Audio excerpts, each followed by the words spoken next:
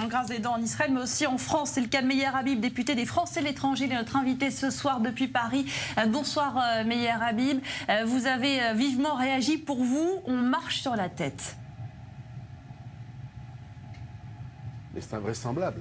Alors que Paris est à feu et à sang, alors qu'en Israël, le Hezbollah est en train de créer des tunnels pour attaquer des civils, le Hamas, n'en parlons pas, nous ne trouvons rien de mieux que décerner le prix de la République à quelqu'un qui membre d'une organisation terroriste qui s'appelle le FPLP et dont donc le nom, vous l'avez souligné, Jawan Jabarin, et à B'Tselem, qui sont deux organisations dont une est quasiment terroriste. Et qui va donner ce prix?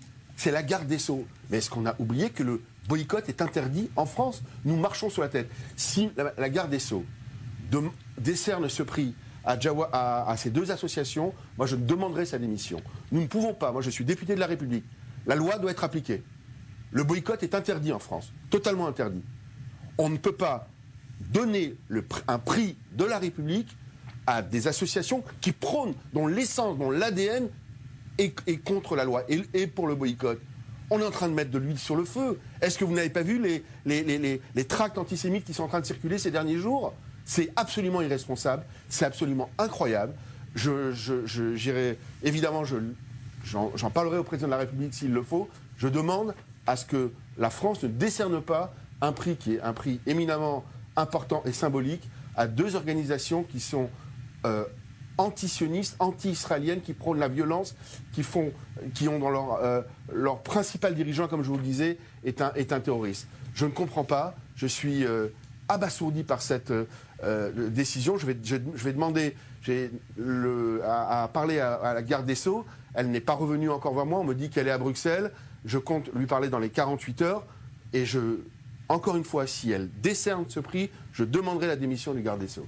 Est-ce que vous savez s'il y a eu des mises en garde diplomatiques, justement, parce que finalement Israël ne manquera pas de réagir, et ça va créer peut-être un nouveau froid entre la France et Israël, alors que les relations sont déjà pas terribles? Écoutez, moi je n'arrive pas à comprendre. Je suis député des 150 000 Français d'Israël, et s'il y a des relations qui sont plutôt cordiales entre le président Macron et le Premier ministre Netanyahou, chaque jour par ces décisions, la France se disqualifie. Je ne veux pas revenir sur les votes année après année à l'UNESCO qui font du lieu le plus sacré du judaïsme, le Kotel Amaravi, le mur occidental, qui est appelé une mosquée par le Quai d'Orsay. Je ne veux pas revenir sur les invraisemblables, jour après jour, déclarations. Je n'ai pas entendu, entre parenthèses, le Quai d'Orsay sur ce qui est en train de se passer au Hezbollah, au Liban, par rapport au fait qu'aujourd'hui, il y a un État souverain qui est le Liban, qui est co-gouverné avec le Hezbollah, qui sont en train de créer faire des tunnels pour tuer des civils, prendre la Galilée et rentrer en Israël. On est dans un délire absolu. Donc moi j'ai une immense inquiétude évidemment. J'apprends tout récemment que, je le dis en passant, que le Quai d'Orsay a rayé des listes, près de 20 000 Français qui sont inscrits sur les listes électorales en Israël. Il y en a 150 000, vous le savez. Il y en avait 70 000 inscrits. Là, soudainement, alors qu'il y a eu 15 000 d'Alia, on est passé à 15 000. On ne sait pas. Personne n'arrive à me donner une réponse. Etc. etc. Oui. Non, de grâce, ouvrons les yeux. Nous avons un allié dans cette région, c'est l'État d'Israël qui partage nos valeurs. Et alors que beaucoup de pays arabes sont en train de le comprendre, nous, la France, on a la même logiciel, les mêmes phobies, et on est en train de primer deux associations qui sont anti-sionistes, évidemment, mais qui prônent le boycott, et qui est totalement interdit par la loi. En France, le président de la République l'a dit, j'ai une lettre de Bruno Le Maire, ministre de l'économie et des finances, qui me le confirme. Et nous, on a la garde des Sceaux qui est censée faire appliquer la loi, qui va décerner un tel prix. Non, mais je ne peux pas croire une seule seconde que ça va arriver. Si ça va arriver, ce serait une marche supplémentaire dans la gravité et la détérioration des relations entre la France, mon pays, et Israël, qui est notre allié dans cette région. Meyer Habib, à votre avis, cette décision-là, est-ce qu'elle est issue d'une méconnaissance du terrain, de la réalité israélienne, ou bien il s'agit de faire pression sur Israël? Il y a un message qui est passé à travers ce prix également.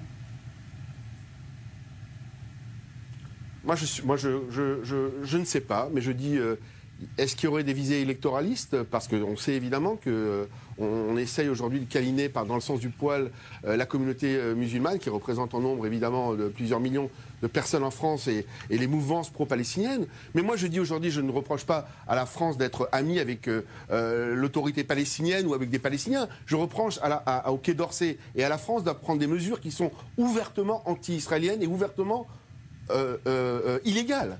C'est illégal, d'après la loi française, le boycott est interdit. Or, ces associations prônent le boycott. Le FPLP, vous savez qui c'est? Le FPLP, c'est Achille Lauro. C'est un monsieur qui a été jeté, un tétraplégique, monsieur Léon Klinkofer, jeté dans l'eau, dans un bateau à l'époque, par le FPLP, parce qu'il était juif. C'est invraisemblable. Et combien d'autres attentats qui sont dus au FPLP? Comme Salah Hamouri, d'ailleurs, dont la France a demandé sa libération, appartenait à FPLP. Donc en réalité, si je veux bien comprendre, il y a des organisations terroristes, lorsqu'elles tuent des civils en Israël, c'est, on va dire, de l'héroïsme, ou c'est des mouvements de libération, mais par contre en France, ce serait du terrorisme. Non. Pour moi, il y a un seul terrorisme, un seul djihadisme, et je ne fais aucune différence quand le terroriste à Paris, Jérusalem, Londres, Barcelone ou Hebron. C'est pareil pour moi. Hélas, il y a des gens qui font certaines différences, puisque nous allons primer aujourd'hui un membre du FPLP, organisation terroriste, responsable de mort, directement responsable, je dois vous le rappeler, du détournement de l'avion d'Air France à Entebbe, où le frère de M. Netanyahou a trouvé la mort. Yoni Netanyahou, ça a été aussi le FPLP à l'époque. Et nous, on est en train, en France, de primer, alors que Paris est à feu à sang, comme je vous disais tout à l'heure, alors que nous n'arrivons même pas à canaliser Paris est à feu à sang. Mais Habib, je voudrais qu'on parle, une dernière réaction sur ce contexte-là que vous faites bien de rappeler, de grandes tensions sociales en France avec cette mobilisation des Gilets jaunes. Je voudrais vous faire réagir à cette une qui a pu choquer, celle du Paris Match, qui met en une justement un gilet jaune. C'est un négationniste multirécidiviste. Il y a eu beaucoup de réactions de la communauté juive en France. À votre avis, est-ce que c'est là encore une maladresse ou bien il faut condamner? Mais évidemment, je condamne. Je ne comprends pas Paris Match. Le drame aujourd'hui, c'est que ce mouvement des Gilets jaunes, qui peut avoir certaines vraies revendications, est récupéré par tout ce qui est antisémite, d'extrême gauche, d'extrême droite, anti-tout, et aussi antisémite. Et moi, ce que j'attends vraiment de la République, c'est d'assurer l'ordre le prochain week-end à Paris. Si on vit le week-end qu'on a vécu la semaine dernière, c'est dramatique. Nous sommes à la veille de Noël.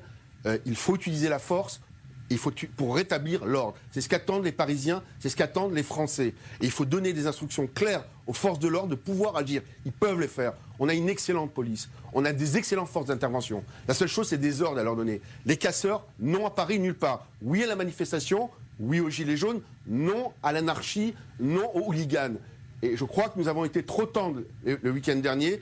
J'attends clairement, je l'ai dit au ministre Castaner, on a vu des images qui sont invraisemblables. On a vu l'Arc de Triomphe souillé.